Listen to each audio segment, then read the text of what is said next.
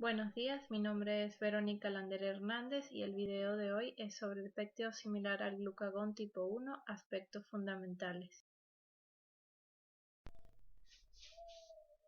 El contenido va a ser aspectos históricos de la hormona, cuál es la célula productora, su estructura química y síntesis, secreción, transporte, regulación y eliminación, los mecanismos de acción en cada uno de los órganos diana y por último realizaré un resumen de los aspectos más relevantes.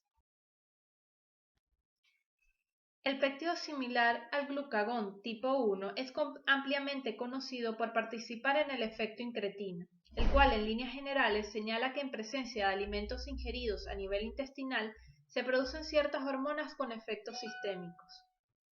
Dicha hormona fue descrita por primera vez en 1923 por Mullin y su equipo, en una investigación que venía desde el año 1912, demostrando la presencia de esta hormona hipoglicemiante en el tejido pancreático.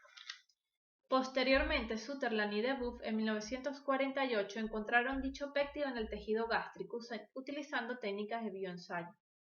Posteriormente, con la llegada de radioinmunoensayos, se confirman los estudios antes mencionados y en 1978, en una investigación titulada Tipo de células endocrinas en el colon y recto humanos, escrito por Buffa y colaboradores, describen un nuevo tipo de célula con función endocrina ubicada en el sistema gastrointestinal y conocida actualmente como células L. En conjunto con estos nuevos hallazgos, se encontraron otras moléculas que hoy conocemos como oncitomodulinina y glicentina, que tienen su origen en el proglucagón, en conjunto de la GLP-1, como detallaré más adelante. En la actualidad, nuestra hormona objeto de estudio se encuentra involucrada en la etiopatogenia de la diabetes y por ende las investigaciones actuales han centrado su búsqueda en moléculas análogas al GLP-1 para imitar sus acciones fisiológicas. Entre ellas tenemos la exenatida, liraglutida, lisinatida, dulaglutida y albiglutida. Otros investigadores también han dirigido sus estudios hacia la enzima que inactiva la GLP-1. Este grupo de fármacos son conocidos como los inhibidores de la DPP-4 o grupo glictina, saxalina, bilda, cita y aloglictina. El GLP-1 es producido por las células L que se encuentran desde el duodeno hasta el recto, específicamente en el ilion distal y el colon, representando el 14% del sistema neuroendocrino. Como vemos en la imagen, tenemos aquí la representación de estas células L. Dichas células tienen forma de botella y a menudo tienen un proceso apical, como ven en la imagen, que llega a la superficie luminal. Dicho proceso apical tiene unas microvellosidades involucradas en captar la información de la presencia de nutrientes y así activar la producción de GLP-1 y otras hormonas a través de la secreción de gránulos redondos que miden entre unos 200 y 400 nanómetros. Estas hormonas son el neuropéptido YY, la glicentina y la oxintomodulina, las cuales a grosso modo están involucradas en la inhibición del vaciamiento gástrico y la motilidad intestinal. Les recomiendo este artículo que ven en la pantalla para ampliar la información sobre las células enteroendocrinas. Por otra parte, Jules, en su artículo sobre la fisiología de GLP-1, describe que el gen que codifica para el proglucagón se expresa en el sistema nervioso central, específicamente en el tracto solitario, y que hay estudios que demuestran inmunoreactividad para el GLP-1 a este nivel, explicando así sus acciones a nivel cerebral.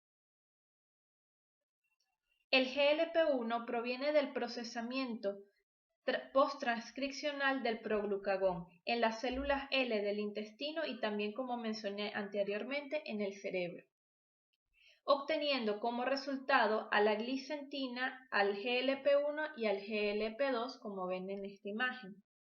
El GLP-1 es una hormona peptídica que comparte de 21 a 48% analogía con el glucagón y presenta varias isoformas que varían en su actividad insulinotrópica. El GLP-1 está constituido por una región N-terminal en forma de anillo que da estabilidad en el plasma y presenta dos segmentos helicoidales helicoidales con una zona de residuos. Tiene un total de 1 a 37 aminoácidos y va desde la secuencia 78 a la secuencia 107 del proglucagón.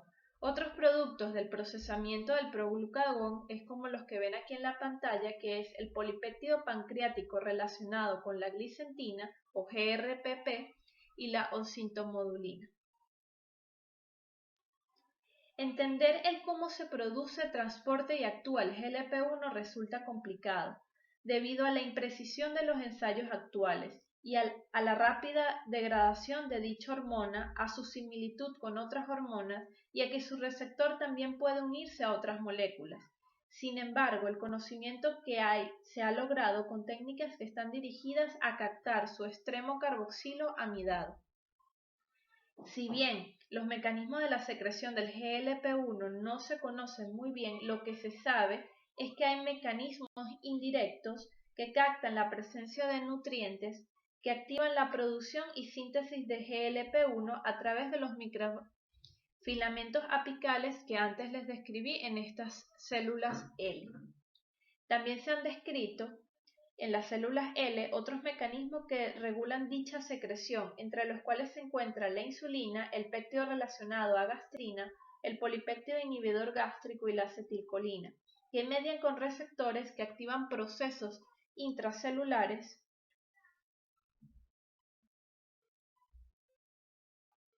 aguas abajo, como son la vía de la fosfolipasa B, C, AKT, PKB y PKA, los cuales contribuyen al aumento de la concentración de calcio intracelular, que estimula la secreción de gránulos que contienen GLP-1 y las otras moléculas antes mencionadas. Dos puntos que vale la pena acotar es la acción central que regula la secreción del GLP-1 a través de sus receptores muscarínicos, como ven aquí en la pantalla, y que la inervación simpática del intestino juega un papel inhibidor. Sin embargo, el mecanismo de regulación más poderoso en la regulación de la secreción de la GLP-1 es de tipo paracrino, el cual es ejercido por la producción de somatostatina por parte de las células D y también la presencia de alimentos en el sistema gastrointestinal. El GLP-1 tiene una vida media en el plasma de 1.5 a 3 minutos, debido a que existe una enzima conocida como DPP4 o CD26 que se encuentra en la superficie luminal de las células endoteliales y en el borde en cepillo de los enterocitos. Esta DPP4 escinde los residuos N-terminales de la GLP-1 inactivándolo. La forma inactiva del GLP-1 inhibe también a los receptores de GLP-1, ya que es un antagonista competitivo y dura unos 4 minutos para posteriormente eliminarse en el riñón, quedando así solo el 10 al 15% del GLP-1 inicial, el cual pasará a la circulación general a realizar el resto de sus funciones.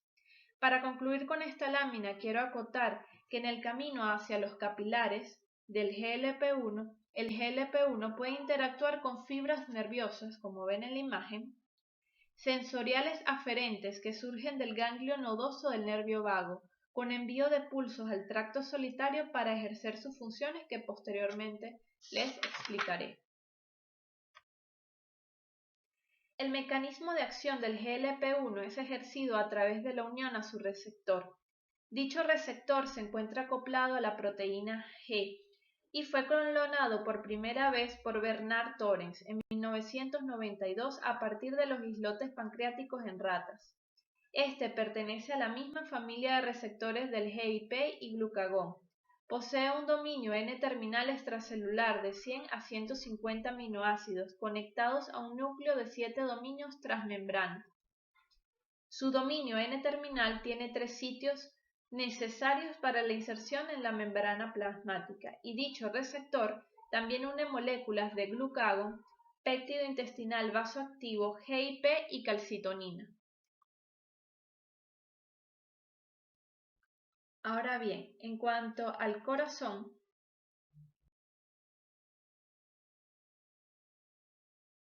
que sí se tienen son a nivel del páncreas, cerebro y corazón. A nivel de los islotes pancreáticos hay receptor de GLP-1 en las células beta, alfa y delta, con predominio en las beta. Al unirse a su receptor hay un aumento de AMP cíclico con activación subsecuente del pKa y, en palabras de Cancelas, inicia la alteración de factores de intercambio nucleotídico de guaninas regulados por AMP cíclico. También activación del complejo EPAC2, lo cual lleva al cierre de los canales de potasio y la apertura de los canales de calcio, haciendo que se despolarice la membrana. También el complejo EPAC2 activa la fosfolipasa C a través del complejo del RAT1, promoviendo así el aumento de la concentración de calcio intracelular. Todo esto que he mencionado promueve la liberación de la insulina. En la siguiente imagen detallada, los procesos aguas abajo al activarse el receptor del GLP-1. En fin, a nivel de la célula beta, el GLP-1 aumenta la secreción de insulina, aumenta la biosíntesis de la insulina, estimulando la expresión del gen de la proinsulina por la activación del AMP cíclico y de la pKa. Específicamente, se activa el factor de transcripción PDX1 para el aumento de la expresión del gen de la insulina. En cuanto al glucagón, el GLP-1 al unirse a su receptor en la célula alfa disminuye la secreción de esta hormona.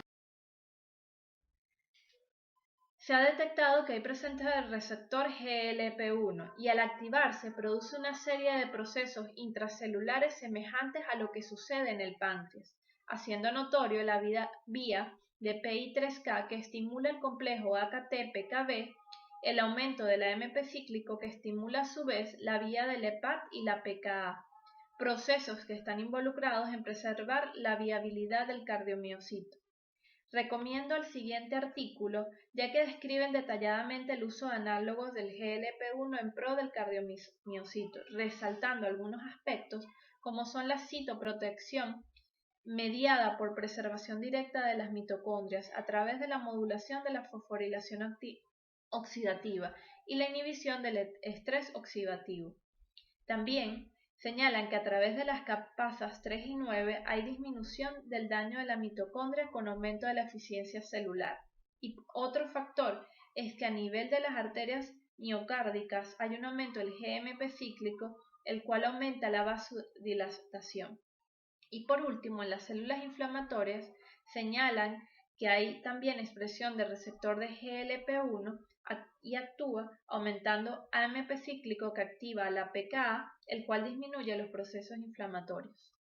Otro artículo que también tiene o sigue o complementa el artículo anterior es el que les muestro aquí en la pantalla y resume también datos clínicos y preclínicos en cuanto a los análogos del GLP-1 en la enfermedad cardíaca.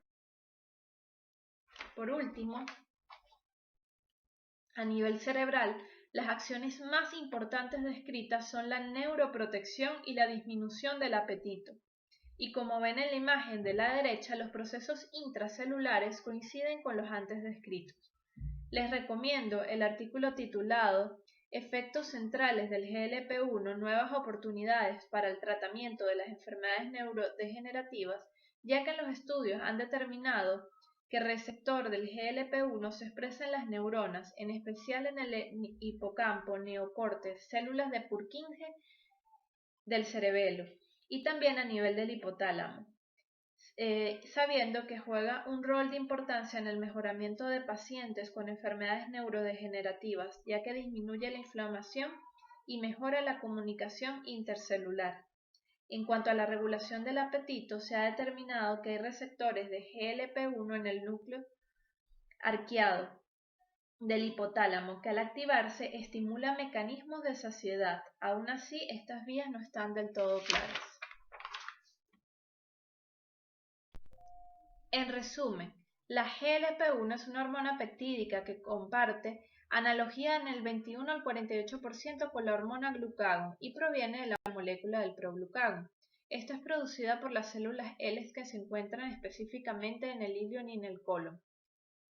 Dichas células tienen como característica ser tipo botella, con una prolongación con múltiples vellosidades que se piensa están involucradas en el mecanismo de secreción del GLP-1. Para la secreción de esta hormona también se ha visto involucrada la acetilcolina a través de sus receptores muscarínicos, la ingesta de alimentos y la activación de los receptores para GRP, GIP e insulina. Al pasar a la circulación, su mayor inactivador es el DPP4, que hace que solo llegue del 10 al 15% del GLP-1 original a la circulación para que ejerza sus funciones, reduciendo su vida media aproximadamente a 2 minutos. En la actualidad, las DPP4 son blanco de las terapéuticas en contra de la diabetes. Otro factor importante mencionar en este resumen es que el receptor del GLP-1 se encuentra unido a proteína G con 7 dominios transmembranas y ha sido descrito en los islotes pancreáticos, cerebro, corazón, riñón y tracto gastrointestinal. En el cerebro está involucrado en la neuroprotección y la disminución del apetito. En cuanto a la neuroprotección, está siendo estudiada en enfermedades neurodegenerativas, ya que inhibe la apoptosis, facilita la neurotransmisión y disminuye la inflamación a través de las vías aguas abajo de PI3K, MPC y pKa. En el pulmón se está siendo estudiada la enfermedad pulmonar obstructiva crónica, ya que se ha evidenciado receptores en dicho tejido y disminuyen la inflamación. En el corazón está descrito con certeza la presencia de receptores para GLP-1 y en consecuencia se estudia su uso terapéutico para mejorar la función del cardiomiocito. En el estómago disminuye el vaciamiento gástrico y la secreción ácida, y en el páncreas aumenta la secreción de insulina, biosíntesis de esta y aumenta la proliferación de las células beta. En el hígado, músculo y adipocito hay discrepancia en la literatura actual. Sin embargo, hay artículos, como les mostré en el presente video, que demuestran su presencia, ya que al estar presente la GLP-1, una de las pruebas es que hay un aumento del metabolismo de la glucosa. La hormona GLP-1 no solo actúa como hipoglicemiante, como he demostrado en la presente ponencia, sirviendo así con efectos positivos para aquellos pacientes con diabetes, sino que también es una hormona con múltiples efectos pleiotrópicos sobre distintos órganos que podrían mejorar patologías neurodegenerativas y cardiopatías. Consultadas y que les recomiendo son estas 6, ya que se encuentra explicada todo lo que es la parte de la fisiología y los lugares donde se encuentran estas células L. Estos otros 10 estudios complementan un poco más las funciones y efectos de la GLP-1 ya como análogo o parte de los tratamientos a nivel de corazón y para finalizar, quiero dejarles la siguiente frase: las estrellas están ahí, solo debes mirarla. Kurt Cobain, 1967-1994. Gracias por su atención.